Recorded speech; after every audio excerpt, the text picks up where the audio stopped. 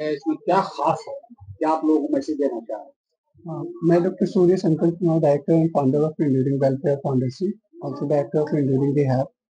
Basically हम लोग लगातार कई सालों से कंटिन्यू वो इंटरनेशनल प्रोटोकॉल्स जो भी होते हैं अलग अलग टेक्निक को लेकर मैं बिहार में करवाता रहा, तो इसमें अलग इंडिया से अलग अलग स्टेट से लोग आते हैं। तो हमेशा मेरी यही प्रयास रहती है कि आगे हमेशा वो चीजें यहाँ पे दे सके, अलग अलग टेक्निक्स दे सके, ताकि वो पेशेंट की रिकवरी फास्ट हो और जल्दी से वो हॉस्पिटल से घर जाए, या फिर अपने जो हमारा फिजियोथेरेपिस्ट है रिहेबिलिटेशन, वो जल्दी से रिहेबिलिटेट होकर वो पुनर्वस्था में आ जाए और फिर अपना नॉर्मल लाइफ जिए। हमारी यही प्रयास है। कहाँ से ट्रेनर लोग सब लोग आए हैं? ये दिल्ली से भी हैं, कोलकाता से भी हैं, यूपी से भी हैं, लखनऊ, बिहार, झारखंड, अलग अलग स्टेट से भी हैं।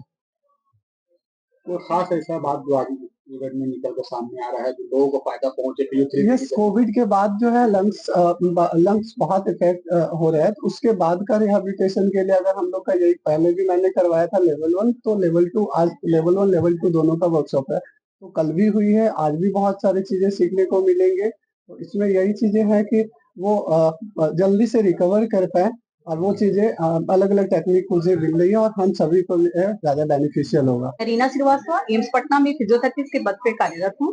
सर, एक सवाल लास्ट सर आपसे है कि जब लोगों को थोड़े थोड़े बहुत दर्द होते हैं बदन में, पैर में या कहीं पे दर्द होते हैं, तो उस वक्त लोग पेन किलर का इस्तेमाल करते हैं, ये कहाँ तक नुकसान पहुंचा सकता है? देखिए, बाजार में जो दवाएं आई हैं वो बहुत स्तर से टेस्ट होकर के आई है दवाएं। अब उसका दुरुपयोग करने से खराबी होता है।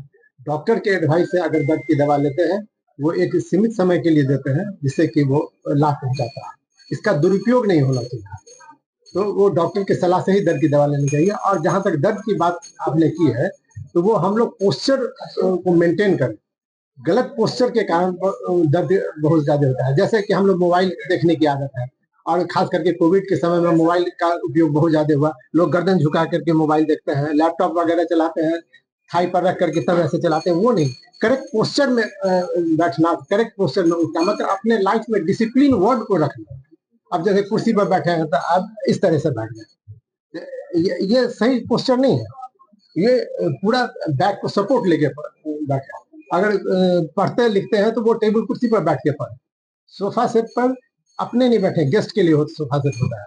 सोफा सेट पर बैठ करके नहीं पढ़े। सेंट्रल टेबल जो होता है वो बहुत नीचे होता है, तो उस पर लिखे पढ़े। तो ये सब चीजों का ध्यान, पोस्चर मेंटेन करना बहुत इंपॉर्टेंट है हम लोग के साइंस में।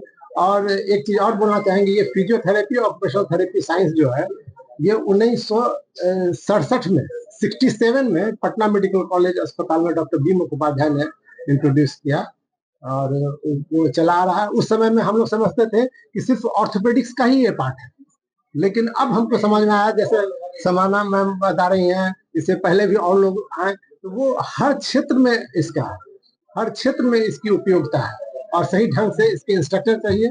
इसके लिए हम सूर्यशंकर कुमार को धन्यवाद देंगे, वो सबों को एक छत के नीचे ला करके और exchange of views and idea देते हैं। और आप लोगों का ये सौभाग्य है कि हम अपना परिचय।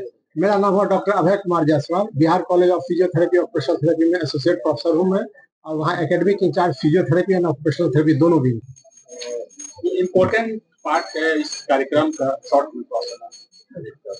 मैम, योगा में और ये एक्सरसाइज में क्या डिफरेंस हो जाएगा जो यहाँ पे बताया जा रहा है? ये इक्विपमेंट के माध्यम से एक्सरसाइज करना है या फिर और क्या ये तरीका है? क्या योगा उसमें सार्थक होगा?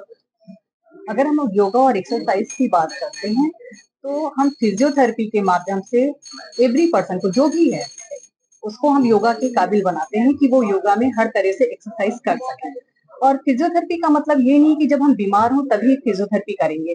आप नॉर्मल रूटीन में, आप लोग भी हैं, सुबह उठ के ब्रीदिंग एक्सरसाइज करिए। सांस तो सभी लेते हैं, लेकिन चेस्ट एक्सपेंशन एक्सरसाइज लेते हैं, सांस की लंबी गहरी सांसें कैसे लेनी, जैसे भी सर ने बताया।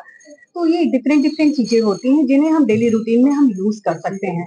और साथ ही साथ मैं ये बताऊंगी कि जब कोविड टाइम था, कोविड के टाइम में सबसे ज्यादा जो प्रॉब्लम आई है वो लंग की है, चेस्ट की प्रॉब्लम आई है। तो उस टाइम भी फिजियोथेरेपिस्ट ने अपने बहुत इंपॉर्टेंस रोल निभाया है कि हर एक मरीज को, चाहे वो किसी भी प्रॉब्लम से आए हों हॉस्पिटल में, लेकिन उनकी चेस्ट फिजियोथेरेपी जरूर हुई है। चेस्ट फिजियोथेरेपी एक छोटा सा शब्द है, लेकिन इसमें बहुत सारी टेक्निक्स होती है, जिसके लिए मैं डॉक्टर सूर्यशंकर को धन्यवाद देना चाहूंगी, जिन्होंने समाना मैम को यहाँ बुलाया और डिफरेंट डिफरेंट टेक्निक्स के माध्यम से कैसे हम पेशेंट को ट्रीट करेंगे, क्योंकि ट्रीटमेंट सिर्फ आईसीयू में ही नहीं बल्कि हमारे जो वार्ड में एडमिटेड पेशेंट होते हैं, हम उनमें भी चेस्ट फिजियोथेरेपी कराते हैं। इंसेंटिव स्पायरोमीटर होता है, पेशेंट को एक्टिवली कर सकता है। उसके बाद ओपीडी बेसिस जो पेशेंट आते हैं, ओपीडी में भी हम पेशेंट को जो